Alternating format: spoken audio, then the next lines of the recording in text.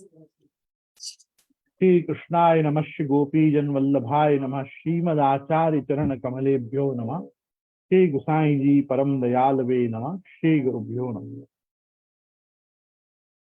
श्रुते स्मृति पुराणानाम् आलयम् करुणालयम् नमामि भगवत्पादम् श्रीवल्लभं लोकवल्लभम् वल्लभं विठ्ठलाचार्यम् श्रीकृष्णं बादरायणम् सूत्रभाष्य कृतौ वन्दे भगवन्तव पुनः वल्लभाचार्य दिव्याज्ञा प्रतिभासर मुज्ज्वला दिगंत व्यापिनी भूया साहि लोकहितैषिणी सर्वदेश दशाकाले अव्याहत पराक्रमा वल्लभाचार्य दिव्याज्ञा वरदताम् अभिवर्षताम्।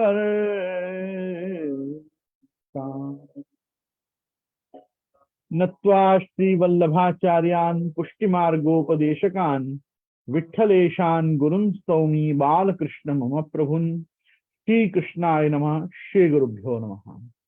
उपस्थित समस्त प्रियजन, वाल्लभीजन, वैष्णवजन, समस्त सनातन धर्मावलंबी आस्तिक जन, भगवत भक्त, गो भक्त, राष्ट्र भक्त, आप सभी सज्जनों का मैं गोस्वामी गोविंद राय आपका इस हमारे अंतरजालीय जुमांतर्गत सत्संग सदन में खूब खूब स्वागत करता हूं। फेसबुक लाइव एवं यूट्यूब के माध्यम से भी हमारे साथ जुड़े रहने वाले सभी भगवत भक्तों का खूब खूब स्वागत है। विशेष में इस पूरी व्याख्यान श्रृंखला के लिए मुझे ऐसा कहना है कि ऐसे तो वस्तुतः कृष्ण एव ही या वस्तुतः कृष्ण एव नामना आचार्य चरण के विशिष्ट चरित्र संस्मरणों के आधार पे ये पूरी व्याख्यान माला रखने का मेरा मौलिक चिंतन था, परंतु किन्हीं कतिपय कारणों से इन दिनों में दान एवं सांझी के पदरामणी क्रम की व्यस्तता, पूरे दिन बाहर रहना, रात्रि को कभी कभी लेट आ पाना, कभी कभार यहाँ इंटरनेट इश्यूज होना इत्यादि बहुत से कारणों से मैं आप लोगों के साथ प्रतिदिन नहीं जुड़ पाया। उसके लिए मैं क्षमा प्रार्थी हूँ। और मैं आपको सच बताना चाहूंगा कि अपनी इस जूम सभा के माध्यम से, इस जूम मीटिंग के और फेसबुक लाइव के माध्यम से आप सभी लोग जो प्रियजन मुझे सत्संग का दान करते हैं, मेरे साथ सत्संगार्थ यहाँ उपलब्ध होते हैं, सुलभ होते हैं, अपने जीवन की व्यस्त समय धारा में से आप ये 9 से 10 ये जो 1 घंटा आप मेरे साथ व्यतीत करते हैं, ये मेरे लिए पूरे दिन में बिताए जाने वाले स्वर्णिम क्षणों में से एक होते हैं। जितना आनंद मैं भगवत सेवा में, भगवत भजन में, संध्या जप पाठ में लेता हूँ, उतना ही आनंद मुझे आप सभी लोगों के बीच आके अपने मनोभावों को, अपने विचारों को, अपने चिंतन को आपके समक्ष रखने में मुझे उतना ही आनंद आता है।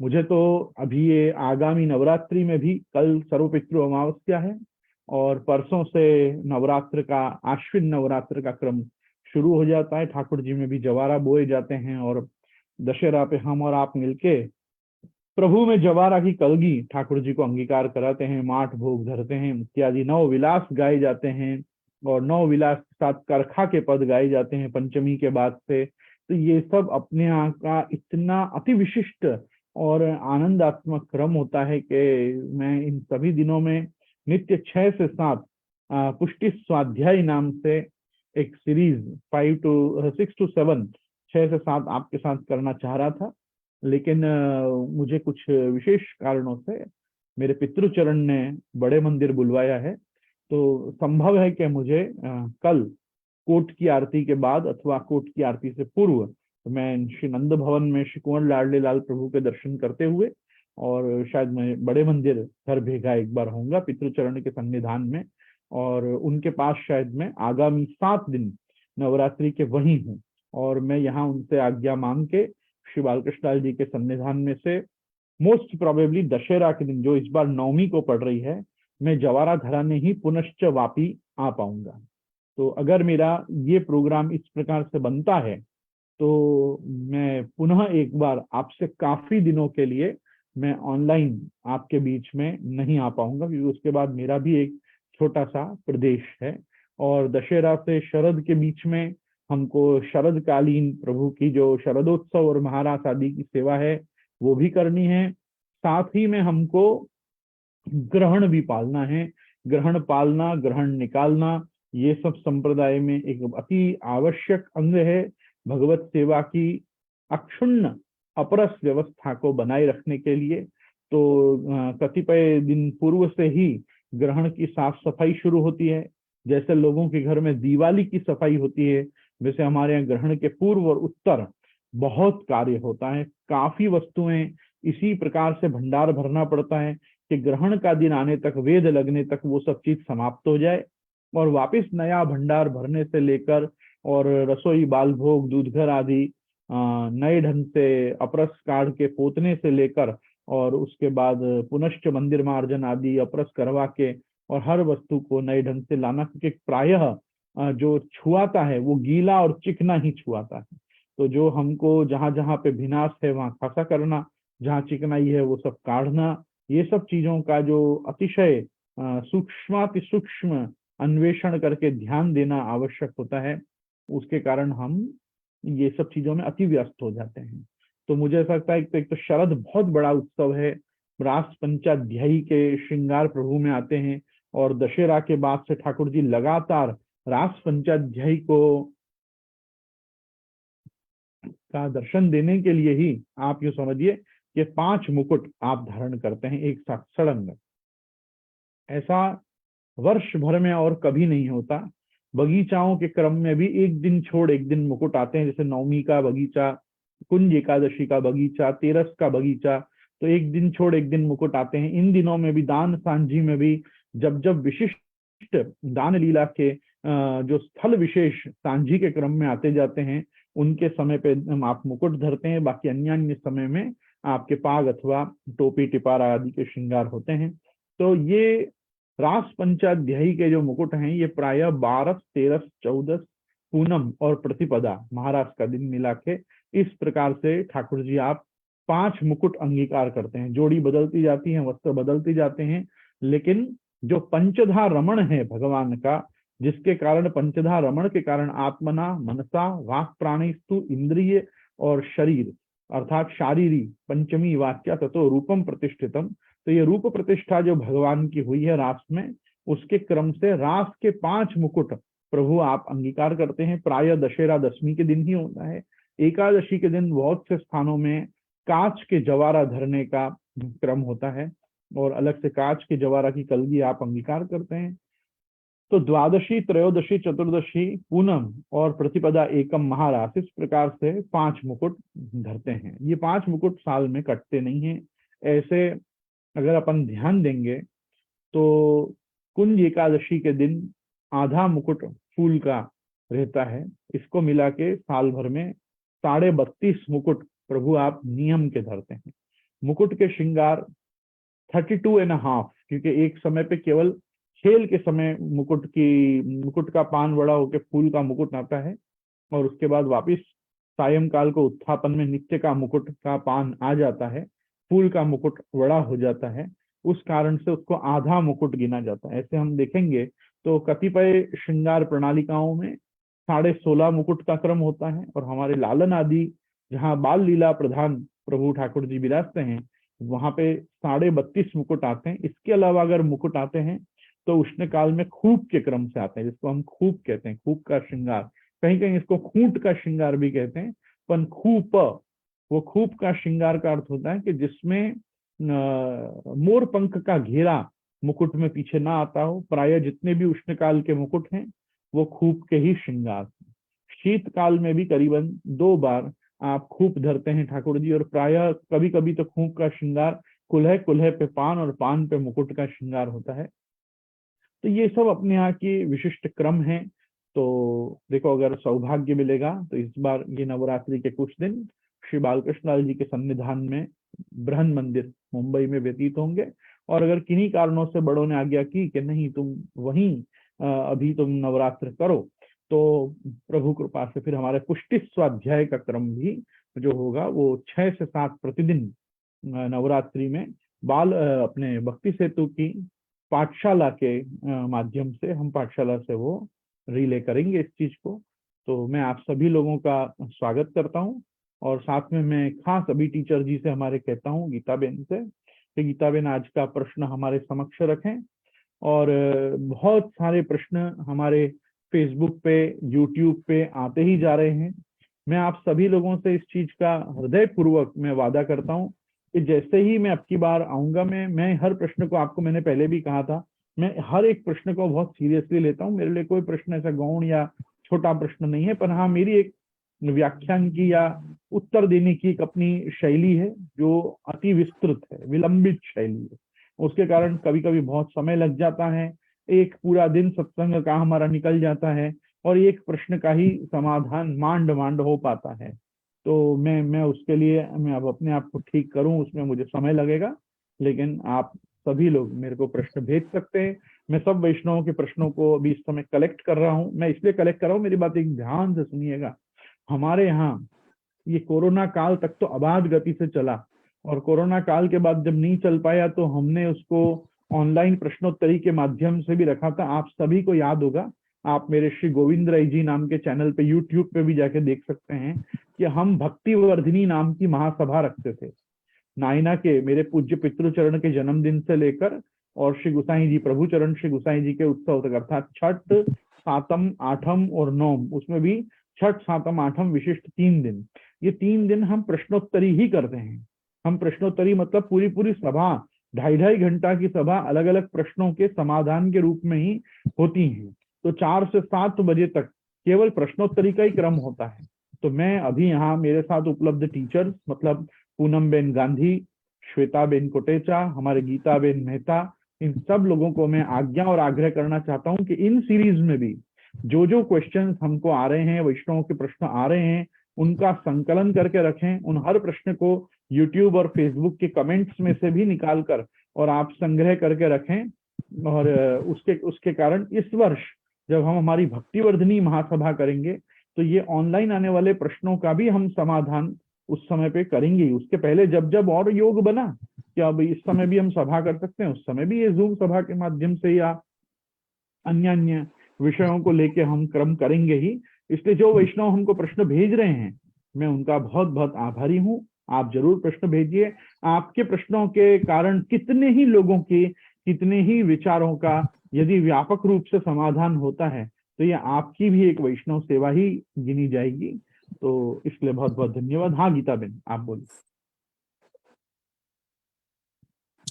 धन्यवाद, प्रणाम प्रभु। विजय श्री बालकृष्ण प्रभु। जी जी, एक विनती करूं मैं, जैसे मेरी आवाज आ रही है ना प्रभु?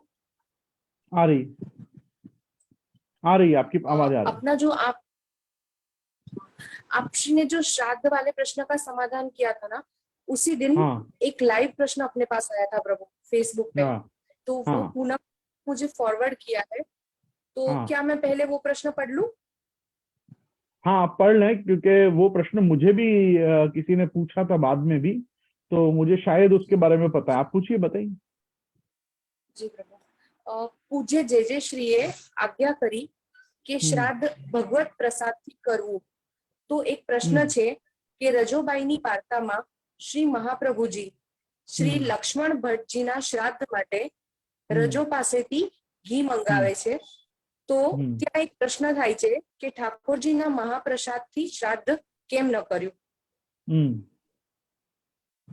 देखो, उनका जो प्रश्न है ना, वो प्रश्न रजोगभाई क्षत्राणी की वार्ता के भाव प्रकाश में से है। भाव प्रकाश वहां पे ऐसा कह रहा है कि महाप्रभु जी को रजोगभाई ने पूछा, ये प्रश्न किया कि भाई घी तो आपके घर में भी था, फिर आपने उसी से क्यों नहीं श्राद्ध कर लिया?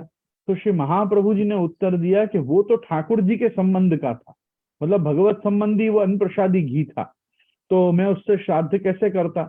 तो रजोभाई क्षत्राणी वहां कहते हैं कि तो मेरे यहाँ कोई और विराजत है का?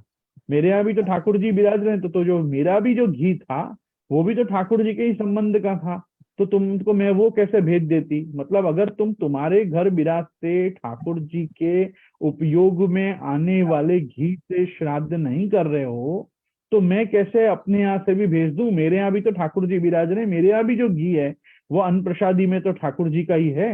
ये एक टेक्निकल क्वेश्चन उन्होंने महाप्रभु जी के सामने रखा है। लेकिन इस पूरी वार्ता में लोग ये चीज पे ध्यान नहीं दे रहे हैं कि आपके और मेरे दोनों ही जो पूर्वज हैं वो पुष्टि मार्गीय हैं। अभी जो सांप्रत समय में भी जो वैष्णव परंपरा चल रही है, इनमें पिता भी वैष्णव है, पितामह भी वैष्णव, प्रपितामह भी वैष्णव। मैं पुष्टि मार्ग की बात कर रहा हूँ। लक्ष्मण भट्ट जी में भी शुद्धाद्वैतवादी, लक्ष्मण भट्ट जी में भी ब्रह्मवादी, लक्ष्मण भट्ट जी में भी philosophical, the same age was Shri Vallabhacharya. लेकिन लक्ष्मण भट्ट जी पुष्टि मार्गीय आचार्य नहीं है। लक्ष्मण भट्ट जी महाप्रभु जी के पिता मात्र हैं, उसका रजोगभाई क्षत्राणी से कोई संबंध नहीं है। इसीलिए वार्ता जी में रजोगभाई वहां उत्तर देती हैं कि हो तुम्हारी लौंडी हूं। लौंडी मतलब मैं सेविका जो हूं वो तुम्हारी सेविका हूं, तुम्हारे बाप की नहीं हूं। तो ये वो क्यों कह पा रही हैं? क्योंकि उनके पिता पुष्टि मार्ग में नहीं है। हमने ये बात कही कि जो अपने वैष्णव हैं, अपने वैष्णव अपने पिता पितामह प्रपितामह अपनी परंपरा के जो पूर्वजों का कर रहे हैं, तो आप उनका भगवत प्रसादी द्रव्य से कर सकते हैं। ये प्रावधान किन के लिए है? जिनके घर में वैष्णव परंपरा है, जिनके पिता पितामह प्रपितामह भी वैष्णव परंपरा में ही दीक्षित या शिक्षित रहे हैं, उनका भी कंठे ब्रह्म संबंध हुआ है, उनके लिए भगवत प्रसादी द्रव्य से श्राद्ध करना ही अनुसरणीय है। लेकिन जिनके बड़े अपनी पुष्टि परंपरा में नहीं है, उनको तो अन्न प्रसादी वस्तुओं से या बाहर से जो द्रव्य लाना है उससे, बाहर से जो सामग्री लानी है उससे लाके ही तो पितृ कार्य करना है। मैं आपको एक बात बताना चाहता हूं कि ये हमारी व्याख्यान माला में हम विशेष करके संबोधन कर्तव्य कर्म के रूप से जो उपदेश कर रहे हैं वो पुष्टि भक्तों को कर रहे हैं। पुष्टि मार्ग येतर जो भी सनातन धर्मावलंबी लोग हैं, उनको पुष्टि परंपरा का गौरव पता चले कि पुष्टि मार्ग में तो घर विराजते ठाकुर जी भी श्राद्ध के लिए बनी हुई रसोई को आरोग के अपने जीव को पितृ रूप में, मतलब पितर रूप में भी कृतार्थता प्रदान करने के लिए आप वो रसोई आरोगते भी हैं, और आपकी उच्चिष्ट अवशिष्ट उस रसोई से श्राद्धादि कर्म भी वैष्णव घर में संपादित, वैष्णव कुल में संपादित किए जाते हैं। पर जैसे कि मैंने आपको कहा, देखो यहाँ एक प्रश्न आया भी है, 7वें नंबर का प्रश्न है। गीताबेन मैं खुद ले लेता हूँ वो 7वें नंबर का प्रश्न, इस बात को एलॉबरेट करने के लिए, समझाने के लिए। किन्हीं व्यक्ति ने जोधपुर से ही भेजा है, और अपन क्योंकि नाम अभी हर वैष्णव का नहीं ले रहे हैं, इसलिए उन्होंने जोधपुर वालों ने, और उसमें पता नहीं क्यों उन्होंने ऐसा चौपासनी घर मेंशन किया है खुद को। तो क्या श्राद्ध का भोजन मृत्यु भोज में आता है? क्या माता पिता का श्राद्ध का भोजन पुष्टि मार्ग को करना चाहिए? ऐसा उन्होंने 2 प्रश्न कहे हैं। पहली बात तो श्राद्ध भोजन जो है वो मृत्यु भोज में नहीं आता। मृत्यु का जो भोज है वो 10वां और 12वां का ही है। 10वां 12वां खाना ही मृत्यु भोज खाना है। 10वां 12वां भी उन लोगों को तो खाना ही चाहिए। देखो, यद्यपि आज अपना कोई श्राद्ध विषय की ये व्याख्यान या ये प्रश्नोत्तरी का क्रम नहीं है, पर क्योंकि आपने कोई प्रश्न के ऊपर के प्रश्न को यहाँ पे प्रस्तुत किया, इसलिए मैं एक उस चीज का खुलासा और देना चाहता हूँ कि 10वां 12वां का जो खाया जाता है वो किन के लिए खाया जाता है? पहले तो जो व्यक्ति दिवंगत आत्मा है उनके घर के छोटे ही किसी भी प्रकार का श्राद्ध भोजन कर सकते हैं। एक वस्तु को समझिए, श्राद्ध भोजन छोटों को ही प्राप्त है, मरने वाले से छोटा ही आदमी श्राद्ध का भोजन कर सकता है। उसमें भी 10वां 12वां का जो भोज है वो मृत्यु भोज है। और तीसरी वस्तु जो है वो ये पूछ रहे हैं कि क्या माता पिता का श्राद्ध का भोजन पुष्टि मार्ग को करना चाहिए।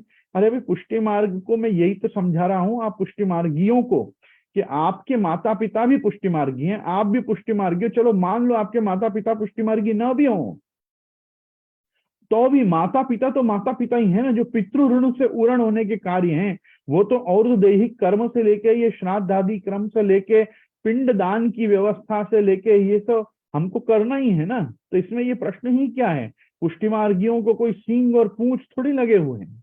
पुष्टि मार्गी लोगों को भी सनातन धर्म में जो जो वस्तु उनको प्राप्त हैं, सनातन प्रक्रिया में जो जो चीजें प्राप्त हैं, उनमें आपको श्राद्धम कृत्वा गयाम ध्यात्वा ध्यात्वा देवो गदाधर, आपको तो श्राद्ध के समय पे भी बिंदु माधव, वेणी माधव और यूं समझो गदाधर आदि सब श्राद्ध रक्षक विष्णु का स्मरण करके पितृस्वरूपी जनार्दन प्रियताम न मम बोल के आपको पितर रूप से भी भगवान विष्णु का ही पूजन करना है। आपके पितर भगवान से अलग नहीं है। आपको ध्यान होगा तो एक बहुत ही अद्भुत प्रकार के श्राद्ध का निर्माण हमारे ऋषियों ने हमारे लिए किया, जिसको हम कहते हैं नारायण बलि श्राद्ध। नारायण बलि क्या है कि जिसकी कोई गति नहीं हो सकती है, ऐसे दुर्गति प्राप्त मनुष्य को उसकी ऊर्ध्व गति करने के लिए उसके और दैहिक संस्कार में रही हुई सारी त्रुटियों का मार्जन करके उस जीवात्मा को नारायण के पिंड से मिला दिया जाता है। नारायण के पिंड में उसका संयोजन कर दिया जाता है। जैसे पिता का अपने पिता के पिंड में अपना संयोजन होता है, फिर पिता पितामह प्रपितामह के साथ अपने पिता भी जो होते हैं वो वसु रूप में ला दिए जाते हैं। जो माता होती हैं वो अपने दादी और परदादी के साथ मिला दी जाती हैं। तो वैसे जिसका कहीं कोई प्रकार से भी पिंडोदक संभव नहीं है, पिंड दान संभव नहीं है, उसको नारायण में मिला दिया जाता है। तो जब नारायण बलि आदि श्राद्ध भी जब करते हैं, तब भी जिसके हेतु से नारायण बलि आदि श्राद्ध किए जाते हैं, उसका भोजन भी वहां पे उन छोटों को करना पड़ता है। तो माता पिता का श्राद्ध भोजन क्यों नहीं करना। और कौन सा संप्रदाय इतना दुष्ट होगा कि जो आपको ऐसा कहेगा कि अपने माता पिता के पीछे मत खाना, आपके माता पिता को तृप्ति मिले इसलिए आप मत खाना। ऐसा तो कोई गंदा संप्रदाय नहीं हो सकता है। हर संप्रदाय आपको यही कहेगा कि नहीं भाई, मातृदेवो भव पितृदेवो भव, इनमें हम देवत्व बुद्धि रख के उनकी जीवन भर सेवा करते हैं, हमको तो उनका खाना ही चाहिए ना, क्यों नहीं खाना चाहिए। तो अगर महाप्रभु जी भी संभव है कि अगर उनके पास नहीं होता या कुछ भी, आप देखो ना रजोग भाई क्षत्राणी भेजे और ना आप अपने पास से ही भंडार में से निकाल के करें, तो आप ब्राह्मणत्वेन कहीं ना कहीं कोई प्रकार का आचार्यत्व, पौरोहित्य या उपाध्यायत्व करके भी दान में वो द्रव्य लाते। वो दान से लाए हुए द्रव्य से आप सामग्री खरीदते, सामग्री खरीद के उस घी अन्न आदि से आप अपने लक्ष्मण भट्ट जी का श्राद्ध करते। और लक्ष्मण भट्ट जी का श्राद्ध तो आप करते ही, और चलो उसने घी नहीं भेजा तब भी तो श्री महाप्रभु जी ने कहीं ना कहीं से कुछ ना कुछ लाके श्राद्ध तो किया ही ना। महाप्रभु जी ने अपना ही घी वापरा ना, महाप्रभु जी को उनके सेवकों ने ही भेजा। महाप्रभु जी ने निश्चित ही, जो महाप्रभु जी के शिष्य या सेवक नहीं है, आप मेरी बात ध्यान से सुनिएगा, महाप्रभु जी के जीवन का संकल्प क्या था कि जो भेंट आप उन्हीं की लेते जो आपके सेवक होते। तो जब कोई भेंट करता तो उसको भेंट करने से पूर्व श्री महाप्रभु जी अपना सेवक करते। तो भेंट लेने की व्यवस्था एक अलग है, वो अपनी आजीविका, अपना उपजीव्य है। और एक है ब्राह्मणत्वेन, किसी का कोई कार्य करके, उसका पौरोहित्य करके, कहीं कोई प्रकार से आचार्यत्व में किसी यज्ञ आदि में बैठ के उसके दक्षिणा से रूप आने वाले द्रव्य से अपने जीवन में ये लौकिक वैदिक को साधना, ये एक अलग एस्पेक्ट है। वार्ता ने ये नहीं कहा कि महाप्रभु जी ने कहां से लाके घी और फिर बाद में श्राद्ध किया, लेकिन महाप्रभु जी के पास जब रजोगबाई क्षत्राणी वापिस रात्रि को जाती हैं, अपने नित्य के अंसखड़ी अरोगाने के क्रम के हिसाब से महाप्रभु जी पीठ फेर के, मुंह फेर के जब बैठते हैं, तब रजोगबाई क्षत्राणी पूछती हैं कि भाई आप मेरे से क्यों नाराज हो। फिर वो सारा संवाद होता है कि तेने मंगाए पे क्यों नहीं घी भेजो, फिर वो समझाती है कि भाई पहले आपने प्रवाह की आज्ञा करी, फिर आपने मर्यादा की आज्ञा करी, पर आप जो पुष्टि के अधिकार से मुझसे मांगते तो मैं जरूर भेजती, पर आपने तीसरी बार मानस भेजो ही नहीं, तो मैं क्यों आपको भेजूं, और हाथ करके कुआं में कौन पड़े, इत्यादि सब संवाद होते हैं। फिर वो कहते अच्छा ठीक है, अब आप अगर आपने मेरा क्रोध त्याग दिया हो मुझ पे, तो आप मेरी सामग्री तो रोको। तब श्री महाप्रभु जी कहते हैं नहीं, जब श्राद्ध कियो होए तो सायंकाल को नहीं लियो जाए, जहाँ समय अपन श्राद्ध करें तो सायंकाल को नहीं लियो जाए। तो वहां वापिस रजोग भाई क्षत्राणी कहते हैं ये सब लौकिक वैदिक मर्यादा उनके साथ रखो जहाँ लौकिक वैदिक है, मेरा और आपको तो लीला को जो संबंध है, अलौकिक संबंध है, वह संबंध सु तो लेनो चाहिए। तब महाप्रभु जी कृपा करके सायंकाल को उसके हाथ की जो सामग्री वो सिद्ध करके लाई होती है, या जो श्री बालकृष्ण प्रभु को धर के जो वो सामग्री का प्रसाद लाई होती है, वो महाप्रभु जी आप अंगीकार करते हैं, स्वीकारते हैं। वार्ता वहां तक कह रही है, महाप्रभु जी उससे रुष्ट नहीं हुए, महाप्रभु जी उस पर प्रसन्न हुए। उसकी सांप्रदायिक टेक, सांप्रदायिक मर्यादा, सांप्रदायिक विवेक जो उसने रखा, उसको उसकी परीक्षा के लिए ही महाप्रभु जी ने आदमी मानस भेजा था। बाकी महाप्रभु, लेकिन ये वार्ता ये जरूर बता रही है कि महाप्रभु जी ने ऐसी आज्ञा करी कि जा दिन श्राद्ध किए हो वह दिन सांझ को लियो न जाई। मतलब ऐसा नहीं था कि वहां से घी नहीं आया तो श्राद्ध ही नहीं हुआ। महाप्रभु जी ने तो अपने पास से, अपनी व्यवस्था से, जो भी व्यवस्था की हो, आपने श्राद्ध भी किया। लक्ष्मण भट्ट जी का श्राद्ध करना ये महाप्रभु जी की एक आचार्यत्वेन, ब्राह्मणत्वेन, पुत्रत्वेन एक अनिवार्यता है। पर इतर संप्रदाय के संत, महंत, आचार्य, इनके लिए पैसा निकाल के देना या द्रव्य या सामग्री भिजवाना, ये कोई आवश्यकता पुष्टि भक्तों की नहीं थी। इसलिए रजोग भाई क्षत्राणी ने मना कर दिया कि नहीं, मैं आपके बाप के लिए नहीं दे सकती हूँ। आज के समय में ये कोई वैष्णव क्यों नहीं कह सकता है, क्योंकि अभी जो सांप्रत समय के आचार्य बालक हैं, इनकी पूरी परंपरा ही पुष्टि संप्रदाय के आचार्यों की है। अरे मेरा पिता, पितामह, प्रपितामह और उसका पितामह भी और उसके भी प्रपितामह, जो परात्पर गुरु की पूरी परंपरा है, ये पूरी परंपरा में सभी पुष्टि मार्गी हैं। तो आज जैसे हम भी श्राद्ध के लिए किसी से कहेंगे कि भाई आप थोड़ा ये सब धान्य और सामग्री भिजवाओ, तो वो धान्य सामग्री कहाँ जमा होगी? भाई धान्य सामग्री कर्ण भंडार में जमा होगी, कर्ण भंडार से तोल के नीचे ठाकुर जी में आएगी, नेग भराया जाएगा, राजभोग के नेग से इतर श्राद्ध का अवधि का नेग आएगा। वो श्राद्ध की रसोई भी ठाकुर जी की रसोई के साथ प्रभु में भोग आएगी। भोग आने के बाद उसमें से गोग्रास आदि निकलेगा। गोग्रास आदि निकलने के बाद अगर पाक श्राद्ध होगा तो फिर वो पद्धति से पितरों की पत्तल होगी, और उसमें ही फिर कर्ता को भी बैठ के जीमना है, और बाद में अन्य अन्य सभी लोगों को उसमें से प्रसाद पाना है। तो इसमें प्रश्न ही क्या है? इसमें प्रश्न ये है, इसका समाधान, कि लक्ष्मण भट्ट जी वाली प्रॉब्लम सिर्फ ये है कि लक्ष्मण भट्ट जी शुद्धाद्वैत ब्रह्मवादी तो थे, परंतु लक्ष्मण भट्ट जी पुष्टि मार्गी नहीं थे। पुष्टि मार्गी आचार्य तो छोड़ो, पुष्टि मार्गी ब्रह्म संबंधी भी नहीं थे, क्योंकि महाप्रभु जी ने जब पृथ्वी परिक्रमा शुरू की, उसके पहले ही उनका अक्षर ब्रह्मात्मक तिरुमला श्री लक्ष्मण बालाजी में आपका समावेश हो गया था। वास्तव में तो अगर श्री वल्लभ दिग्विजय की हम जाने तो रामकृष्ण भट्ट आदि ने सब उत्तर क्रिया की है, और उनका अंतिम संस्कार आदि सब हुआ है। एक समय पे उनके माता, मतलब हमारे इल्लम्मा गारू, वो बहुत परिश्रमित थे, चिंतित थे, व्यथित थे कि तुम्हारे पिता की उत्तम गति हुई कि नहीं हुई। तो महाप्रभु जी ने उनके यहाँ कपाल पे हाथ फेर के उनको सुलाया, और जब वो सोए उन्होंने स्वप्न में दर्शन किया कि लक्ष्मण भट्ट जी जो हैं वो तिरुमला श्री बालाजी के श्री विग्रह में लीन हो रहे हैं। ऐसा वल्लभ दिग्विजय कहता है कि वही उनकी वास्तव में तो नॉर्मल देह छूटी, और नॉर्मल देह छूटने के बाद रामकृष्ण भट्ट, जनार्दन भट्ट आदि जो महाप्रभु जी के बड़े भाई थे, यल्लम्मा गारू से जो हुए थे, उन लोगों ने सारी उत्तर क्रिया की।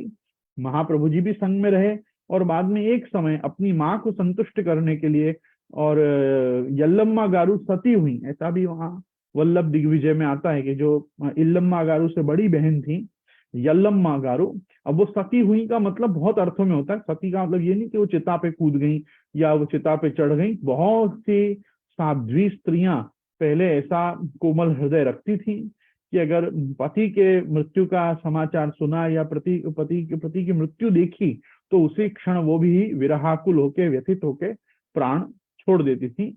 ऐसे पति के मृत्यु का समाचार सुन के, और या उसी दिन में या एक महीने में या एक वर्ष में बरसी पहले भी जो लोग अपने पति के धाम को प्राप्त हो जाती हैं, उनको भी शास्त्र में, समाज में सती कहा जाता है कि भाई इनका इनका सतीत्व था। देखो, पति के वियोग को ये जरा भी नहीं सह पाई कि एक सप्ताह के अंदर, एक मास के अंदर, एक वर्ष के अंदर ये भी चल बसी, तो वो भी सती हैं। तो अब यल्लम्मा गारू कैसे चल बसी ये नहीं मालूम है, पर वो सती हुई इत्यादि, मतलब पूरे अंत्येष्टि कर्म से लेंगे और दैहिक कर्म और सांवत्सरिक सब श्राद्ध आदि सब लक्ष्मण भट्ट जी के संपादित तब भी हुए थे, प्रतिवर्ष भी होते थे। एक समय महाप्रभु जी के विवाह के बाद भी, मतलब महालक्ष्मी बहू जी के, अक्का जी के आ जाने के बाद भी एक समय ऐसा आया कि आपको श्राद्ध करने का लक्ष्मण भट्ट जी की तिथि आई, और तब ये रजोबाई क्षत्राणी के साथ ये घटना घटी। इस घटना में जो चीज समझने की वही थे इतनी है कि Lakshman Bhatt ji had only this problem that he was not initiated into bhakti marg और पुष्टि भक्ति मार्ग स्पेशली। वो भक्ति मार्गी भी होंगे ही। देखो, मदन मोहन जी घर विराजते थे यज्ञ नारायण भट्ट जी के समय से, और श्री मुकुंद राय जी, अनंत शेष जी, अनंत शयनम जी आदि सब शालिग्राम, दिव्य शालिग्राम और ये सब ठाकुर जी पहले से यज्ञ नारायण भट्ट के समय से घर में विराज रहे हैं। यज्ञ नारायण भट्ट के पहले जो वल्लभ भट्ट, गोविंद भट्ट नाम के हमारे पूर्वज हुए, वो लोग जरूर राम भक्त थे। वो सब जन, जैसे हम आज श्री हरि या श्री कृष्णाय नमः, श्री गोपी जन वल्लभाय लिखते हैं, पहले वो लोग श्री राम भद्राय नमः या श्री रामुलू ऐसे करके और अपना पत्राचार शुरू करते थे। वो लोग सब राम भक्त थे। फिर बाद में यज्ञ नारायण भट्ट के समय में, एक समय जब उनके यज्ञ कुंड में से श्री मदन मोहन लाल जी प्रकट हुए, बहुत लोग कहते हैं वो यज्ञ कुंड में से प्रकट हुए, और बहुत से विद्वानों का ऐसा मानना है कि शत सोम यज्ञ में, मतलब शत सोम याग में प्रधान देवता के रूप में स्थापन इन ही मदन मोहन जी का हुआ था। इन्होंने पूरे 100 के 100 सोम याग देखे हैं, मतलब प्रधान देवता के रूप से ये हैं। और इनके विशेषता ये है कि आपके चरणारविंद में पादुका जी बनी हुई हैं, खड़ाऊ बने हुए हैं मदन मोहन लाल जी के चरणारविंद में। इनसे ये ब्राह्मण वेश में आप श्री मदन मोहन लाल विराज रहे हैं, ऐसा भी विद्वानों का मत है। तो ये परंपरा तो वैष्णव थी ही, परंतु वैष्णव परंपरा में होना और एक पुष्टि मार्गीय वैष्णव परंपरा में होना, इसमें भी फर्क है। वैष्णव तो रामानुजी भी हैं, वैष्णव तो निम्बार्क संप्रदाय के भी हैं, वैष्णव तो श्रीमद मध्वाचार्य जी के अनुयायी भी हैं, वैष्णव तो गौड़ीय वैष्णव भी सब, चैतन्य महाप्रभु के अनुयायी भी सब गौड़ीय वैष्णव हैं, स्वामी नारायण के जो सब अनुयायी हैं वो भी वैष्णव हैं। यहाँ तक कि मैं कहूंगा कि संत ज्ञानेश्वर जी, संत तुकाराम जी, एकनाथ जी आदि ये सब अभंगकार जो महाराष्ट्र के संत हुए, कन्नड़ा में जो पुरंदरदास और कनकदास आदि सब हुए, और भद्राचलम रामदास आदि हुए, ये सब लोग जो हैं वैष्णव ही हैं। पूरा आज जो वारकरी संप्रदाय है, जो पांडुरंग विठलनाथ जी की भक्ति करता है, ये भी वैष्णव है। तो वैष्णव तो गौड़िया भी हो सकते हैं, वैष्णव स्वामीनारायणी भी हो सकते हैं, वैष्णव रामानुज भी हो सकते हैं, वैष्णव निम्बार भी हो सकते हैं, वैष्णव मध्व भी हो सकते हैं। वैष्णव तो बहुत प्रकार के हो सकते हैं, लेकिन इन वैष्णवों में दैवी जीवत्वेन लीला संबंधत्वात् आपका भगवत संबंध कराया जाए होए, और आप नाम निवेदन और आत्म निवेदन रूपी संस्कार के द्वारा आप सुसंस्कृत होकर पुष्टि मार्ग का एक अविभाज्य अंग बनो, इसमें फर्क है। यही फर्क वो वार्ता जी आपको कहीं ना कहीं बताना चाह रही है। उसका घी के कहां से घी आया वो इतना इंपॉर्टेंट नहीं है, किसके लिए घी आया वो ज्यादा इंपॉर्टेंट है। कौन ने घी भेंट किया, महाप्रभु जी घी क्रय करके कैसे लाए, कौन से पैसे में से उन्होंने पितृ कार्य के लिए पैसा निकाला, ये सब विशेषता नहीं है। विषय इतनी ही है कि लक्ष्मण भट्ट जी को हम आचार्य परंपरा में नहीं गिनते हैं। हमारा जो मूल पुरुष है, वो मूल पुरुष नारायण यज्ञ श्रुति अवतार भय सर्वज्ञ, वो परिचय जरूर देता है कि भाई महाप्रभु जी के पूर्वज कितने प्रतापी थे, और उनके सोम याग आदि ये बड़े बड़े उत्कृष्ट महाक्रतु, इनके फलस्वरूप ही श्री महाप्रभु जी आप प्रकट हुए। लेकिन मूल पुरुष तो संप्रदाय में महाप्रभु जी हैं। हम सब जितने भी हैं, हम सब श्रीमद वल्लभाचार्य वंशावतम, हम सब श्री गोसाई जी के पुत्रों के वंश में होने कारण गोसाई बालक, गोस्वामी बालक हैं। तो हम वल्लभ कुलोद्भूत हैं, हम तैलंग कुल के हैं, वैल्य नाड़ु ब्राह्मण हैं, हम ये बात सब सही है, पर वास्तव में हम श्री गोसाई जी के वंश में होने के कारण, अभी देखो मैं आपको एक दृष्टांत की बात बताता हूँ। गोपीनाथ प्रभु चरण जो है, गोपीनाथ प्रभु चरण को कोई आप उस समय पे गोस्वामी संबोधन नहीं करता था। श्री गोसाई जी से पहले ना जगत गुरु महाप्रभु श्रीमद वल्लभाचार्य चरण को और ना ज्येष्ठ प्रभु चरण गोपीनाथ जी को, इनको कभी किसी ने नहीं कहा कि ये गोसाई है। गोकुल के गोसाई के रूप में, गोकुल के गोस्वामी के रूप में सबसे पहले श्री विट्ठलनाथ जी, प्रभु चरण विट्ठलनाथ जी, श्री गोसाई जी को ही रिकॉग्नाइज किया गया। इसीलिए आज भी प्रभु चरण विट्ठलनाथ जी का उपनाम, जिसको इंग्लिश में निक नेम कहते हैं, वो गोसाई जी है। आज भी हम श्री गोसाई जी ऐसे ही बोलते हैं। और महाप्रभु जी बोलते हैं, अपन वल्लभाचार्य नहीं बोलते हैं, ये विवेक भी नहीं। श्री विट्ठलनाथ जी, श्री वल्लभाचार्य जी ऐसे बोलना भी नहीं चाहिए। बोलने में मर्यादा यही रखनी चाहिए कि या हम श्रीमद आचार्य चरण के हैं या हम श्री महाप्रभु जी के। महाप्रभु जी में सब आ गया। जैसे हम श्री हरिराय महाप्रभु, हरिराय जी को स्वतंत्र बताने के लिए उनको महाप्रभु से ही संबोधन करते हैं, वैसे प्रभु चरण को बताने के लिए कि कौन से प्रभु चरण, तो हम श्री गोसाई जी बोलते हैं। पर जो ज्येष्ठ प्रभु चरण है, वो ज्येष्ठ प्रभु चरण के लिए भी कभी गोस्वामी टाइटल का प्रयोग नहीं किया गया था। आपको जगत गुरु महाप्रभु श्रीमद वल्लभाचार्य ज्येष्ठात्मज श्री गोपीनाथाचार्य के रूप में ही संबोधन किया जाता था। तो मैं कहता हूं कि अभी ये जो उनके पुत्र पुरुषोत्तम जी का जो उत्सव आया था, मतलब जो आता है श्राद्ध पक्ष में अष्टमी के दिन, श्राद्ध पक्ष में 4 उत्सव बड़े प्रधान आते हैं।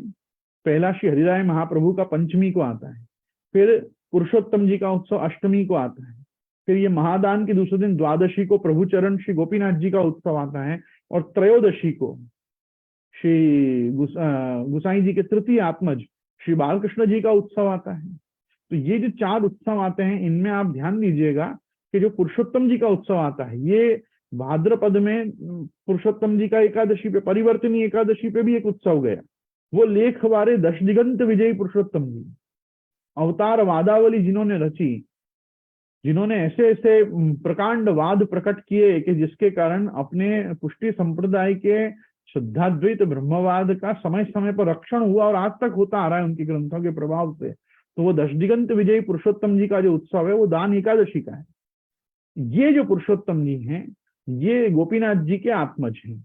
अब मैं आपको ये बात समझाना चाहता हूं कि इनके साथ भी एक टेक्निकल वस्तु ये है कि ये गोस्वामी बालक नहीं है, क्योंकि ये गोसाई जी के पुत्र नहीं है।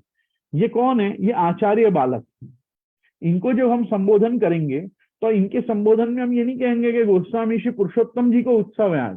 गोस्वामी श्री पुरुषोत्तम जी तो केवल एक ही होंगे, लेखवारे दश दिगंत विजयी पुरुषोत्तम जी, मतलब जो उत्सवों की परंपरा में हम टिप्पणी में देख रहे हैं। और भी बहुत से आचार्य बालकों का पुरुषोत्तम लाल जी नाम हो, मैं अभी उनकी बात नहीं कर रहा हूँ। मैं अभी जो बात कर रहा हूँ ये समझाना चाह रहा हूँ कि महाप्रभु जी, श्री गोपीनाथ जी और गोपीनाथ जी के जो पुत्र हैं पुरुषोत्तम जी, उनके उत्सव में हम ऐसा नहीं बोल सकते हैं कि आज गोस्वामी पुरुषोत्तम जी को उत्सव है, आज आचार्य बालक पुरुषोत्तम जी को उत्सव है। मतलब गोपीनाथ जी के जो पुत्र हैं वो पुरुषोत्तम जी।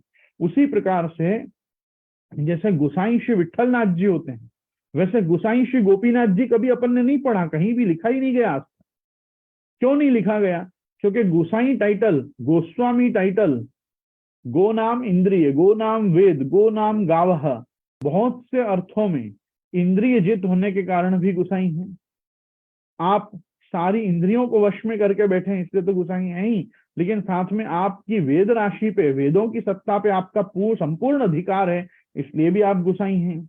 आपके पास जैसा गोधन, श्रीनाथ जी का गोधन और आपका स्वयं का जो ढंग का गोधन और गौ ब्राह्मण प्रतिपालिता आप में विद्यमान है, वैसी और किसी में नहीं है। ऐसे बहुत से कारणों से प्रभु चरण विट्ठलनाथ जी का जब आचार्य तिलक हुआ, अर्थात महाप्रभु जी, गोपीनाथ जी और पुरुषोत्तम जी के स्थान पे जब श्री गोसाई जी आप पधारे, और हम आज भी अगर परंपरा में देखें तो भतीजा होने के कारण आचार्य बालकों की परंपरा, आप नाथद द्वारा जाके कभी देखना, नाथद द्वारा में जब भी चित्रावली लगेगी तो उसमें श्री महाप्रभु जी, गोपीनाथ जी, गोसाई जी, उसके बाद गिरधर जी के पहले पुरुषोत्तम जी का चित्र आएगा। तो पुरुषोत्तम जी कौन है? वो यही गोपीनाथ जी के पुत्र हैं। उसके बाद श्री गिरधर जी का चित्र आएगा। तो महाप्रभु जी, गोपीनाथ जी, गोसाई जी, पुरुषोत्तम जी, फिर श्री गिरधर जी हैं। तो श्री पुरुषोत्तम जी को भी पुष्टि संप्रदाय के आचार्य के रूप में, प्रधान आचार्य के रूप में रिकॉग्नाइज किया गया है। कुछ हिस्टोरियंस मानते हैं कि वो 13 साल के थे तभी उनका लीला प्रवेश हो गया। कुछ हिस्टोरियंस मानते हैं कि नहीं, वो 28 ईयर्स तक आप भूतल पे विराज। जैसे मेरे दादी जी नित्य लीला श्री पूर्णिमा बहू जी माधवराय जी महाराज, उनके काका जो काकरोली विद्या विभाग के अध्यक्ष भी रहे बहुत समय, वो पंडित कंठमणि जी शास्त्री जी मानते हैं कि नहीं, वो 28 साल तक भूमि पे थे और श्री गिरधर जी और गोविंद राय जी आदि को भी पुरुषोत्तम जी ने बड़े होते देखा। पर एक वस्तु तो सब स्वीकारते हैं कि सदेह भक्ति मार्ग में, इस पुष्टि भक्ति मार्ग में सदेह लीला प्रवेश करने वाले आचार्यों में पुरुषोत्तम जी भी एक हैं। जैसे जगत गुरु महाप्रभु श्रीमद वल्लभाचार्य चरण ने हनुमान घाट पे गंगा जी की मध्य धारा में सदेह आपने आसुर व्यामोह लीला की। श्री गोपीनाथ प्रभु चरण ने जगन्नाथ यात्रा पे आपने वहां विराजमान श्री बलदेव जी के रूप में अपने इस पूरे श्रीअंग को समाविष्ट किया। उसके बाद प्रभु चरण श्री विट्ठलनाथ जी ने आपने श्री गोविंद स्वामी का हाथ पकड़ के और श्री गिरधर जी आदि सप्त बालकों को श्रीनाथ जी सौंप कर उनको आश्वासन देके, आशीर्वाद देके, और आपने सदैह श्री गिरिराज जी की कंदरा में आपने लीला प्रवेश करके अपना आसुर व्यामोहन आपने लोक में दिखाया। और उसी प्रकार से श्री पुरुषोत्तम जी भी ऐसा इतिहास में और वार्ता साहित्य में और हमारे ये ग्रंथों में ऐसा बताया जाता है कि एक समय पे आप श्रीनाथ जी के श्रृंगारी हुए और तब श्री गोवर्धन धर ने श्रीनाथ जी ने ही कृपा करके और अपने श्रीहस्त से श्री पुरुषोत्तम जी को अपनी कंदरा में, अपने ही श्रीअंग में आपने स्वीकार लिया, आपने ले लिए। और उसके बाद ये हमारे श्री गिरधर जी जो हमारी परंपरा के मूल पुरुष हैं, उन श्री गिरधर जी का भी श्रीमन मथुराधीश जी में ही आप में आपका लय हुआ, आप लीन हुए उसमें। तो कहने का मेरा तात्पर्य यह है कि ये जो आचार्य बालक हैं जिन्होंने सदेह लीला प्रवेश किया है, जिनका अंतिम संस्कार ऐसे अलग से नहीं हुआ, उनके ही उत्सवों पे रात्रि को जब ठाकुर जी पहुंचते हैं तब धन्य रानी जसोमती ग्रह आवत गोपीजन गाया जाता है। और जितने भी अन्य बालक हैं उन्होंने तो लोकवत्तु लीला कैवल्यम और मानुष लीला के अंतर्गत आपने बाकायदा अपना देह त्याग किया और उनका अंत्येष्टि कर्म से लेके समस्त और दैहिक संस्कार भी आपका किया गया। तो मैं खास सबका ध्यान आकर्षित करना चाहता हूं कि हमारी परंपराओं में भी कुछ आचार्य जो हैं वो आचार्य श्रेणी पे होने के बाद भी जरूरी नहीं है कि वो गोस्वामी बालक हों, वो आचार्य बालक भी हो सकते हैं। उसी प्रकार से महाप्रभु जी के पिता हैं, इसलिए वो अपन सबके लिए उनको एक आदर भाव है, परंतु हम कोई उनको पूज्य मान के उनकी पूजा नहीं करते हैं, हम आदर रखते हैं कि हाँ वो श्री महाप्रभु जी के पिता है। भाई मैं आपसे पूछता हूँ कि आपके जीवन में देवकी और वसुदेव का अथवा रामचंद्र जी के पिता दशरथ जी का और कौशल्या जी का कितना स्थान है?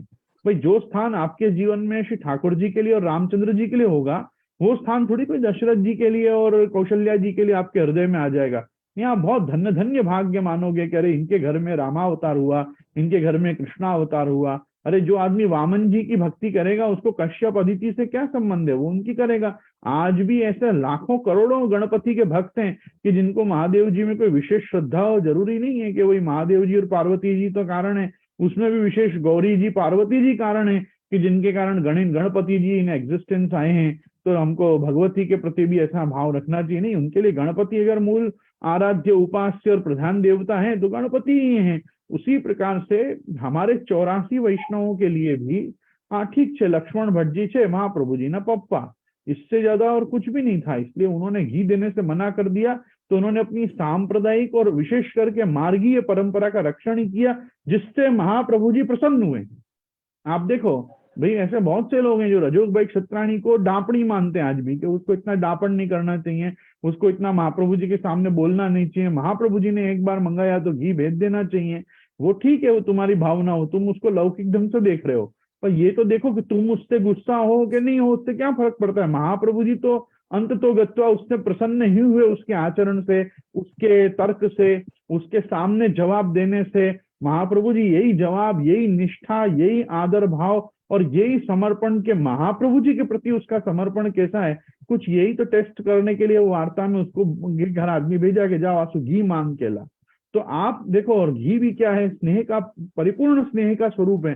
तो घी पदार्थ को क्या कम समझते हो आप? क्या अगर दूध स्नेह का स्वरूप है तो घी तो उसका लास्ट प्रोडक्ट है। तो स्नेह का है, स्नेह जब जमेगा तो फिर वो दही बनेगा, दही से वो छाछ बनेगा, छाछ से उसमें से नवनीत माखन निकलेगा, माखन को जब पाया जाएगा तो कितने ताप और क्लेश के बाद जो हाथ लगता है वो अपने को घी लगता है। वो घी तो परिपूर्ण स्नेह का स्वरूप है। महाप्रभु जी ने तो रजोगबई क्षत्राणी से उसके ठाकुर जी के विषय में जो उसके भाव रूपी स्नेह था वो स्नेह ही मांग ले। स्नेह मतलब चिकनाई, स्नेह का एक अर्थ चिकनापन भी होता है। तो उसने, महाप्रभु ने तो वही मांग लिया। तो महाप्रभु जी को उसने पूछा तुम्हारे पास नहीं है क्या चिकनाई? तो कहा नहीं, वो चिकनाई जो मेरे पास है वो तो मेरे ठाकुर जी के लिए, उतनी मेरे पिताजी के लिए मेरे पास नहीं है। तो कहा भाई, तो मेरे घर कोई और विराजत है का? भाई तुम अपने पिताजी को उतना स्नेह अगर नहीं दे सकते हो जो तुम तुम्हारे ठाकुर जी को दे सकते हो, तो मैं कैसे तुमको दे सकती हूँ? तो आप भाव भाव प्रकाश में जाके देखोगे ना, तो भाव के प्रकाश में ये वार्ता पूरी अलग दिखेगी। लोक प्रकाश में देखोगे तो, लौकिक प्रकाश में तो भाई ये वार्ता बहुत ऐसी लगेगी कि महाप्रभु जी सेवक हैं कि रजोगबई सेवक है, समझ में नहीं आ रही कि गुरु कौन है, कौन किसको उपदेश कर रहा है। अपन को ऐसा भी लग सकता है। तो ये अपनी अल्प बुद्धि है।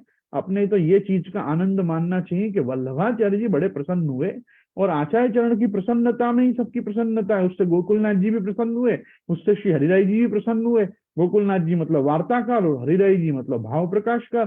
इनमें से किसी ने भी रजोगबई क्षत्राणी के दापण को ध्यान में देते हुए उसको कैंसल तो नहीं कर दिया ना, कि बहुत बोलती है, चल तेरे को हटा देते हैं वार्ता जी में से ही।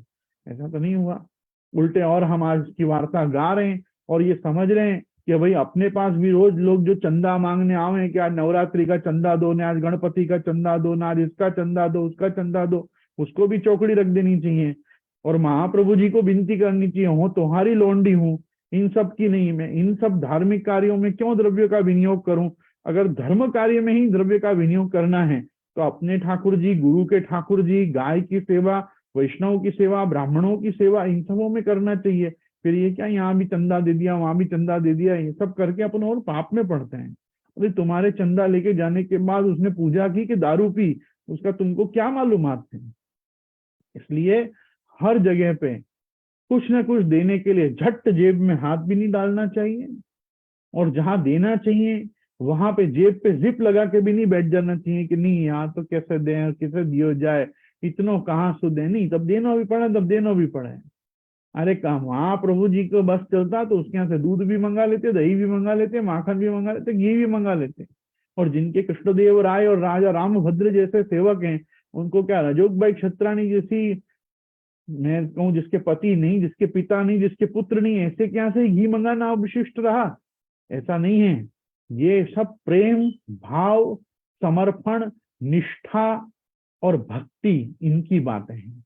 इनको समझने के लिए भी उतना समर्पण, उतना प्रेम, उतनी निष्ठा, उतनी भक्ति श्री महाप्रभु जी के अलौकिक चरणारविंद में होनी अतिशय आवश्यक है। जब तक महाप्रभु जी को नहीं समझेंगे ना, संप्रदाय में कुछ समझ में आने वाला नहीं है। हम सबको श्री महाप्रभु जी को समझना जरूरी है। मैं गीता बहन से आग्रह करता हूँ कि आप दूसरा प्रश्न रखें।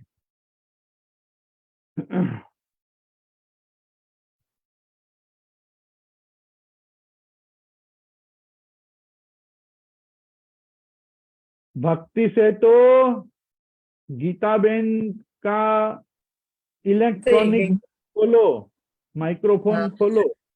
हाँ बोलो जी, गीता बहन। प्रणाम प्रभु। आप श्री ये प्रश्न का समाधान कर रहे थे ना, तभी हम्म एक और प्रश्न आया है फेसबुक से प्रभु मेरे पास। हम्म प्रश्न है, दंडवत प्रणाम जय जय श्री। जिन वैष्णव का श्राद्ध हो रहा हो और उनका पति वैष्णव ना हो, ना, कृपा करके समझाने के लिए विनती। मतलब क्या करूं? मतलब मैं भी उनके श्राद्ध में जुड़ जाऊं या क्या करूं? मतलब प्रश्न क्या है इसमें? नहीं नहीं, वापिस पूछिए, उसका जी, प्रश्न क्या फिर है से इस पढ़ू पूरे जी। में? हाँ, आप खुद प्रश्न को समझिए पहले और फिर मुझे समझाइए, क्योंकि ये प्रश्न तो एक्सप्लेनेशन मांग रहा है। जिन वैष्णव का श्राद्ध हो रहा हो हाँ और उनके हाँ पति वैष्णव ना हो, तो क्या करना? हाँ। कृपा करके समझाने के लिए विनती। मुझे भी नहीं वैष्णव समझ आ का रहा है ही प्रभु। श्राद्ध हो रहा है। नहीं नहीं, एक मिनट, अपन इसको एनालाइज करते, समझते हैं। अरे कोई समझ लेने में क्या आपत्ति है? वैष्णव का श्राद्ध हो रहा है, मतलब जो दिवंगत हुई हैं वो खुद वैष्णव थी और पति उनके अवैष्णव हैं। यही प्रश्न है ना? जी जी प्रभु, यही हाँ, प्रश्न है। मतलब जो अपन ऐसी भाषा का प्रयोग नहीं करना चाहिए, पर जो मरने वाला है वो वैष्णव मर गया और अब जो श्राद्ध कर रहा है वो पति अवैष्णव है, वो वैष्णव नहीं हुए थे, जी तो उनको क्या करना चाहिए? उनको श्राद्ध तो करना ही चाहिए, वो श्राद्ध तो कर ही रहे हैं, उनका श्राद्ध तो हो ही रहा है। देखो ये क्या पूछ रहे हैं कि श्राद्ध उनका हो रहा है तो उसमें क्या करना चाहिए? क्या करना चाहिए? क्या लौकिक वैदिक और सनातन परंपरा तो प्राणी मात्र को प्राप्त है कि नहीं है?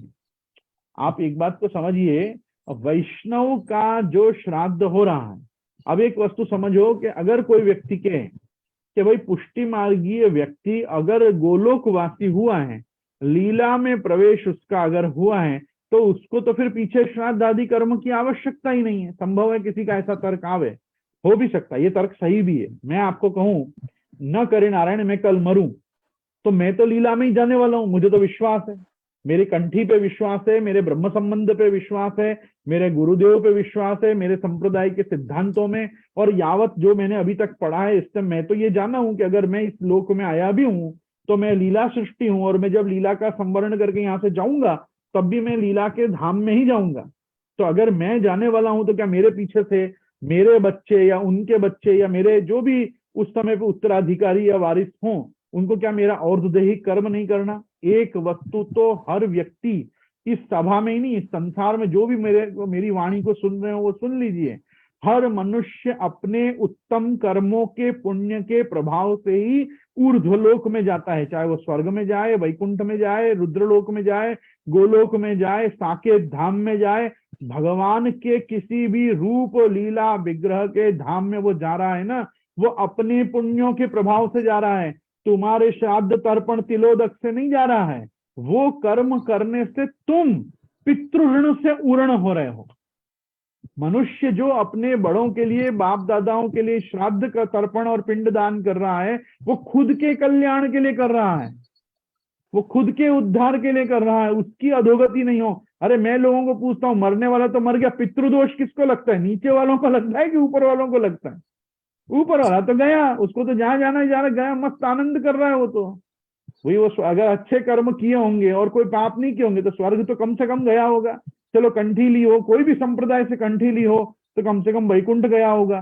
भाई महादेव जी का प्रचंड भक्त हो और महादेव जी की उसने एक भी दिन बिना पूजा किए जीवन न जिया हो, और निर्माल्य हमेशा माथे चढ़ा के उसने सूंघ के ही हमेशा सब कार्य अपना जीवन में किया हो महादेव जी के, तो वो रुद्रादि लोकों में गया होगा, उत्तम लोक में, या ब्रह्मलीन हो गया होगा, ब्रह्म तेज ब्रह्म व्योम में जाके समाविष्ट हो गया होगा, जिसको ब्रह्मलीन होना कहते हैं। कोई ना कोई ढंग से तो उसकी उत्तम गति हुई होगी। तो अपन ये चीज मान के चलें कि पहले तो एक वस्तु ये समझिए, ऊपर जाने वाले के लिए नीचे जो लोग जो भी कर्म कर रहे हैं वो खुद के उद्धार के लिए कर रहे हैं, उसके उद्धार के लिए नहीं कर रहे हैं। वो उसके उद्धार के लिए, अगर तुम्हारे ऊपर सारा उत्तरदायित्व होता तो उसको तो अपने बच्चों को इसी ढंग से ट्रेन करना चाहिए कि बेटा मैं तो जब तक जीऊंगा मजा करूंगा, सारे दुनिया के पाप अपराध और दोष करूंगा, और बाद में मेरा तुम लोग बराबर श्राद्ध तर्पण और पिंडदान प्रॉपरली करना ताकि मेरी उत्तम गति हो जाए। फिर तो वो अपने जीवन में कोई पुण्य संपादित करेगा ही क्यों? क्यों अच्छे कार्य करेगा? क्यों बुरे कार्यों से दूर रहना चाहेगा? तो सत्कर्म और दुष्कर्म की व्यवस्था से उबार आ गया। फिर तो केवल श्राद्ध कर्म ही जरूरी है। तो श्राद्ध कर्म पहले तो उनके लिए जरूरी है जो नीचे बचे हुए हैं, उनको ऊपर वाले आके त्रास ना दे ना, इसके लिए वो नीचे वाले सब बराबर काम कर रहे हैं, और वो ऊपर वाले तो जो गए वो गए। अब तुमने वो जहां बैठे हैं वहां उनको अगर पिंडदान तर्पण और श्राद्ध और भोजन और सब दे दोगे तो वहां वो जहां होंगे उनको प्राप्त हो जाएगा। वो कुरियर सर्विस बहुत जोरदार है, स्वधा पितृभ्यो नमः की, बराबर, तो उनको वहां ट्रांसपोर्ट हो जाएगा। वो जहां तो जोमेटो और स्विगी की जरूरत तुम लोगों को है ना भाई, उनको थोड़े, उनको तो तर्पण तो यूं यूं करके बोला कि ये गया उन तक तो वो गया उन तक, वो आनंद से पहुंच गया। तो भैया तुम्हारी पत्नी जो वैष्णव है वो तो अपने वैष्णवत्व के दम पे ही उद्धरित हो जाएगी, और अगर पति अवैष्णव है तो वो बेचारे पति को, अपनी पत्नी के पीछे जो और दैहिक कर्म करने हैं वो उसको श्रद्धा पूर्वक करते रहने हैं, क्योंकि वो उसका उतना ही कर्म प्राप्त है। बाकी अपन को ऐसा लग रहा है कि पति अभी तक अवैष्णव है, पर जब उसने भी ब्रह्म संबंध किया होगा उस स्त्री ने तो उसने भी अपने आगार, पुत्र, आप, वित्त सब बोला होगा ना, तो उसने पति भी तो बोला। भाई दारा में जैसे पत्नी आ रही है, वैसे जब स्त्री दारा बोल रही है तो पति भी तो आ जा रहा है। तो महाप्रभु जी ने दामोदर दास हरसानी को यही तो आज्ञा की कि तेरे संबंध सु तेरे भाइयन को उद्धार हो जाएगा, उनको अलग से मेरे शरण आवे की जरूरत नहीं है। वैसे वैष्णव पत्नी के संबंध मात्र से पति का उद्धार तो हो ही जाएगा, क्योंकि वैष्णव तो पत्नी थी। तो आप ये कह रहे हैं कि अगर पति वैष्णव नहीं हो तो क्या हो? अरे कुछ फर्क नहीं पड़ता है, नहीं हो तो भले नहीं हो, वो उसके कर्मन की कठिनाई है, उसके कर्मों के भोग हैं कि वो अब तक वैष्णव क्यों नहीं हुआ, ये वो जाने और उसका लौकिक वैदिक जाने, वो जाने और उसका अलौकिक जाने, उसको क्यों भगवत प्रेरणा नहीं हुई। मैं तो इसीलिए कहता हूँ हर मनुष्य ऐसा भले सोचे कि मैं मेरी इच्छा से कंठी लेता हूँ, मेरी इच्छा से ब्रह्म संबंध लेता हूँ, आपने विचारिए चाहे ब्रह्म संबंधी थई जाइए। अरे तू कौन होता है सुविचारने वाला?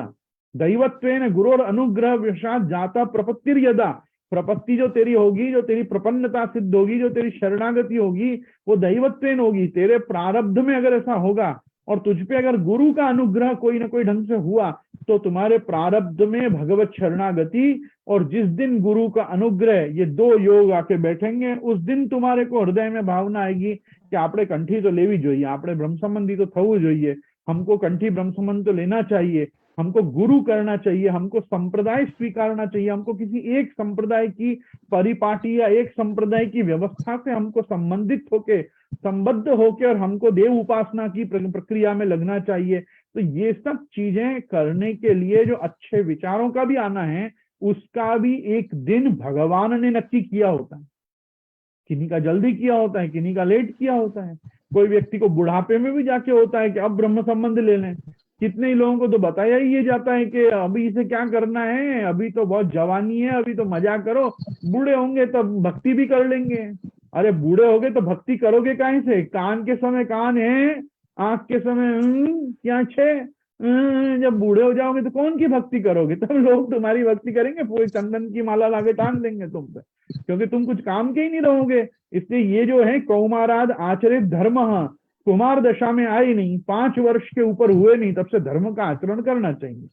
इसीलिए लाड़ेत 5 वर्षानी 10 वर्षानी ताड़ेत, 5 साल तक तो बच्चे को प्यार ही करना चाहिए, फिर अगले 10 साल तो उसकी पिटाई ही होनी चाहिए बराबर। वो पिटाई का मतलब क्या होता है? ताड़ेत, ताड़ना मतलब उसको देखना, उस पर ध्यान देना, उसको समझाना, उसको धर्माचरण समझाना, विधि निषेध बताना, को विधि को विषेध बताना, सत्कर्म दुष्कर्म का भेद बताना। इसी सबको तो कहते हैं ताड़े 10 वर्षानी, 10 वर्ष तक यही बताओ क्या करना है क्या नहीं करना है। तो कहने का मेरा मतलब ये, जो भी हमको करना है बचपन से लेके, जवानी से लेके, वयस्क और प्रौढ़ होने तक ही करना है। बुढ़ापे में तो हमको गौमुखी में हाथ डाल के और मानना है कि जितने समय सांसें चल रही हैं उतने समय अष्टाक्षर चल जाए तो भगवत कृपा, और अष्टाक्षर पे अपने को कंसंट्रेट करना है, भागवत जी पे अपने को कंसंट्रेट करना है, भगवत गीता और विष्णु सहस्त्रनाम, पुरुषोत्तम सहस्त्रनाम के असंख्य पारायण करने हैं, रामायण गीता भागवत महाभारत आदि काव्य शास्त्र सुनने हैं, ये सब करना है बुढ़ापे में। सेवा का समय तो यही है, सेवा का समय तो जवानी है, सेवा का समय तीर्थ करने का समय, भगवत भजन करने का समय, ये सब तो जवानी का समय है। जब सारी इंद्रियां चल रही हैं तो सारी इंद्रियां भगवत सेवा में लग भी सकती हैं। एक एक इंद्रियों का फ्यूज उड़ा, एक एक इंद्रिय बंद होनी शुरू हुई, तब किसकी भक्ति करोगे भाई? तब किसी की भक्ति नहीं कर पाओगे। तब तो कैसे चलोगे, कैसे उठोगे? कोई तुमको कुछ सुनाना भी चाहेगा तो तुम्हारी इंद्रियां उसको रिस्पॉन्ड वो ढंग से कर पाएंगी कि नहीं? ये सब चीजों पे विचार करो। इसलिए मैं ये तो मुझे ऐसा लगता है वस्तुतः कृष्ण एवं तो धरा का धरा रह गया इस बार मेरे द्वारा। ये पूरा सेशन तो श्राद्ध ही खा गया मेरा। ये तो पूरी मेरी श्रृंखला में आए दिन अपन बैठ के श्राद्ध की बात करते रहे श्राद्ध पक्ष में। लेकिन मैं इतना जरूर कहना चाहता हूँ ये चीज का, ये प्रश्न का उत्तर देते हुए कि हमारे द्वारा किया गया लौकिक वैदिक श्राद्ध आदि कर्म ये देह और लोक संबंधी ही है, इसका भगवान से वास्तव में कोई संबंध नहीं है। लेकिन क्योंकि हमने हमारे आत्मनिवेदन के समय ये देह जीवयो हो ब्रह्म संबंध करणात् सर्वेशाम देह जीवयो हो, ये हमने दोनों क्योंकि प्रभु को समर्पित या निवेदित कम से कम किए हैं, तो इनका समर्पण करते रहने के अंगभूत ये सब प्रक्रिया आती है कि हमारे घर में जो देव यजन हो, हमारे घर में जो इष्ट भजन हो, हमारे घर में जो पितृ पूजन हो, हमारे घर में जो अतिथि पूजन हो, हमारे घर में जो आचार्य पूजन हो, वो सब हमारे यहाँ भगवत प्रसाद जो हमको प्राप्त हुआ है उससे हो, भगवान के सेवानंतर बचे हुए अवशिष्ट और भगवान के उच्चिष्ट में से हो। ये एक पुष्टि मार्गीय मर्यादा का ध्यान रखते हुए पुष्टि मार्गियों को अपने घर में अपने बड़ों का, अपने प्रियजनों का, या जिनका हमको प्राप्त है उनका हमको और दैहिक कर्म, सांवत्सरिक श्राद्ध और एकोदिष्ट और ये पार्वण श्राद्ध करते रहना है। मैंने सिर्फ इतना ही उपदेश किया है। अब आधे इसमें अगर अवैष्णव हैं तो भी उनके लिए श्राद्ध आदि कर्म अवश्यमेव करणीय है, अगर वैष्णव हैं तो भी उनके लिए श्राद्ध तर्पण आदि करना अवश्यमेव अनुकरणीय है। तो अपने बड़ों की कुल परंपरा के अनुसार, अपनी वर्ण परंपरा के अनुसार, अपने आश्रम धर्म के अनुसार आपको अपने गौर बापा पंडित पुरोहित उपाध्याय को बुला के अपने घर में अथवा जहां आपको तीर्थ आदि में, गवाम गोष्ठ में, आपको कोई घाट आदि पे जहां जाके करना प्राप्त होता हो, आपको अवश्यमेव ये सब कर्म करने चाहिए। मैंने सिर्फ इतनी सी ही बात की है। इसमें ना मैं कहीं लक्ष्मण भट्ट जी को लेके आया, ना मैं कहीं रजोग भाई को लेके आया। मेरे को इनसे कोई संबंध नहीं है इस श्राद्धादि के विवेचन में, क्योंकि वहां जो बताया गया है वो अलग वस्तु बताई गई है। वहां ये वस्तु बताई गई है कि महाप्रभु जी से पहले वालों को हमको आचार्य मानना जरूरी नहीं है, हमारा गुरु मानना जरूरी नहीं है। अरे लक्ष्मण भट्ट जी का तो कसुम्बा छठ पे भी उत्सव आता है, हमको बताने के लिए हमारे नोंद में, हमारी जानकारी में इसलिए लिखा होता है कसुम्बा छठ लक्ष्मण भट्ट जी को उत्सव। तो कोई व्यक्ति एक दूसरे को यूं थोड़ी बोलता है लक्ष्मण भट्ट जी के उत्सव की बधाई। कोई लक्ष्मण भट्ट जी के उत्सव की बधाई होती है क्या भाई? कहीं कभी आपने दी क्या वसुदेव जी के उत्सव की बधाई, कभी दशरथ जी के उत्सव की बधाई? नहीं, राम जन्म की बधाई होती, कृष्ण जन्म की बधाई होती है। वैसे वल्लभाचार्य जी से सब शुरू होता है, और मैं तो कहता हूँ वल्लभाचार्य चरण के दिव्य चरणारविंद में ही अपना सब कुछ संपूर्ण होता है। अपना दृढ़ इन चरणन केरो भरोसो, ये क्या है दृढ़ इन चरणन केरो भरोसो? 8 और 5 13 अक्षर हैं, अष्टाक्षर और पंचाक्षर। दृढ़ इन चरण न केरो भरोसो। सूरदास जी कह रहे हैं यही 2 चरण श्री महाप्रभु जी के समझो कि एक अष्टाक्षर है और एक पंचाक्षर है। इन दोनों का दृढ़ता पूर्वक इनको पकड़ के चलना, यही पुष्टि मार्ग में 2 धुरी हैं कि जिसपे अपनी पुष्टि मार्ग की गाड़ी भागेगी। तो मुझे और आपको बस यही आग्रह रखना है कि जितना हो सके हमारे जीवन में भगवत सेवा, भगवत लीला, भगवत कथा, भगवत नाम और भगवत सेवा का सातत्य और साथ अपना बना रहे। अपने आसपास भी जो लोग हों, ममोत्तम श्लोक जनेश सख्यम संसार चक्रे भ्रमतस्व कर्म भी, उत्तम श्लोक भगवान के जो जन हैं वही अपने सखा हों, अपने सखा भी भगवत भक्त हों। अपने संग में कोई ऐसा दुस्संगी ना आ जाए जो हमको भगवान से विमुख करे, और जो भगवान से विमुख करे, भगवत सेवा में, भगवत कथा में, भगवत नाम में, भगवत सेवार्थ द्रव्य निकालने में जो हमको मना करता हो, ऐसे का संग तुरंत छोड़ देना चाहिए, उनका तुरंत परित्याग कर देना चाहिए। क्योंकि अपने को अब संग उन्हीं का करना है जो हमको सत्संग का दान करें, जो हमको अच्छे कार्यों में लगाएं। जो अच्छे कार्यों की प्रेरणा न देते हों वो अच्छे लोग नहीं।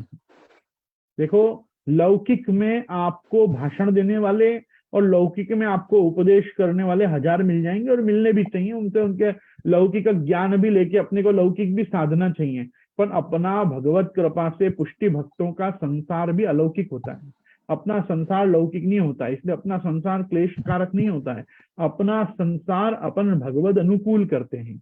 इसलिए महाप्रभु जी ने पंचश्लोकी आदि ग्रंथों में भार्यादिर अनुकूलश्चेत कार्यते भगवत क्रियाम उदासीने स्वयं कुर्यात् प्रतिकूले ग्रहम त्यजेत तत्यागे दूषणम नास्ति यत वृष्ण बहिर्मुखा अनुकूले तो संकल्प प्रतिकूले विसर्जन।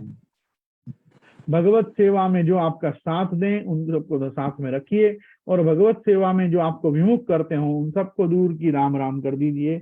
बस इसी के साथ मैं आज आश्रय का पद आपके बीच में करता हूँ। और दृढ़ न चरणन केरो भरोसो, दृढ़ इन चरणन केरो श्री वल्लभ नख चंद्र छटा बिन सब युग मांझ अंधेरो भरोसो। साधन और नहीं या कली में, जासो हो या निबेरो। सूर्य कहाँ गए द्विविध आंधरो, बिना मोल को चेरो भरोसो। दृढ़ इन चरणन केरो भरोसो। श्री गोवर्धन नाथ की जय, श्याम सुंदर श्री अम्मे महारानी की जय, श्री वल्लभाधीश की जय, श्री गुसाई जी परम दयाल की जय, आज के आनंद की जय।